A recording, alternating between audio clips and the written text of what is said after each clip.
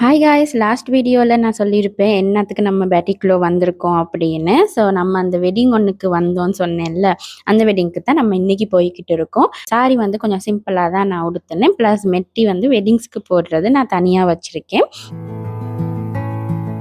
இந்த ஏரியாவை நீங்கள் பாஸ் பண்ணுறீங்கன்னா அது காத்தாங்குடி அப்படின்னு நீங்கள் தெரிஞ்சுக்கணும்.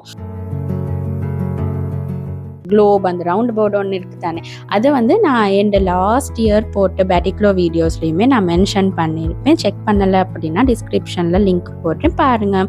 அண்ட் இந்த வெட்டிங்கை பார்க்கக்குள்ள எனக்கு எங்களோட வெட்டிங் தான் ஞாபகம் வந்துச்சு. ஸோ அந்த தாலி கட்டுறது அண்ட் எல்லாருமே அந்த அர்ச்சனை போடுறது, எனக்கு இன்னுமே நம்ம வெட்டிங் நடந்த அந்த டே கொஞ்சம் அப்செட் தான். பிகாஸ் எனக்கு ஒரு ஆடியன்ஸ் ஒரு கெஸ்ட்டாக இருந்து பார்க்குறதுக்கு இல்லை அப்படின்னு. அண்ட் அதுக்கப்புறம் மாலை மாற்றுறது, மெட்டி போடுறது, அப்புறம் அந்த குட்டி விளையாட்டெல்லாம் வைப்பாங்கல்ல, அது எல்லாமே நடந்துச்சு. நான் எல்லாமே வீடியோ பண்ண போகலை, எனக்கு தேவையானதுகள் மட்டும். அண்ட் இந்த ஃபுல் சீனையுமே நான் ஒரு பெரிய ஸ்மைலோட தான் நான் பார்த்துட்டு இருந்தேன். பிகாஸ் எனக்கு அப்படி பிடிக்கும் இந்த குட்டி குட்டி விஷயங்கள் எல்லாம் பார்க்குறதுக்கு.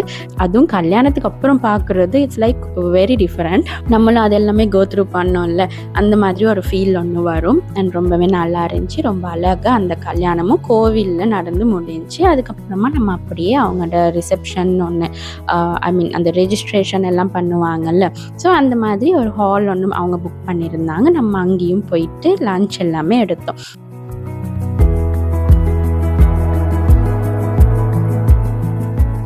கோவிலில் இருக்கக்குள்ள நாங்கள் ஒரு குட்டி வீடியோ ஒன்று எடுத்தோம். அதுக்கப்புறமா நம்ம தனியாக ஒரு வீடியோ எடுக்கலாம் அப்படின்னு சொல்லி பிளான் பண்ணோம். பட் எங்களுக்கு அது எடுக்க கிடைக்கல.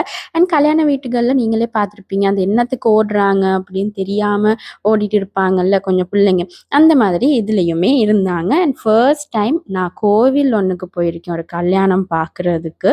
ஸோ இது வந்து எனக்கு என் பக்கெட் லிஸ்ட்டில் இருக்கவே இல்லை, but it happened. So I was very happy. And அப்படியே அந்த நான் முதல்ல சொன்னேன்ல, நம்ம ஒரு ஹால் ஒன்றுக்கு போயிட்டு வி ஹேட் அவர் லன்ச் அப்படின்னு, அங்கேயுமே வி மெட் லேனு.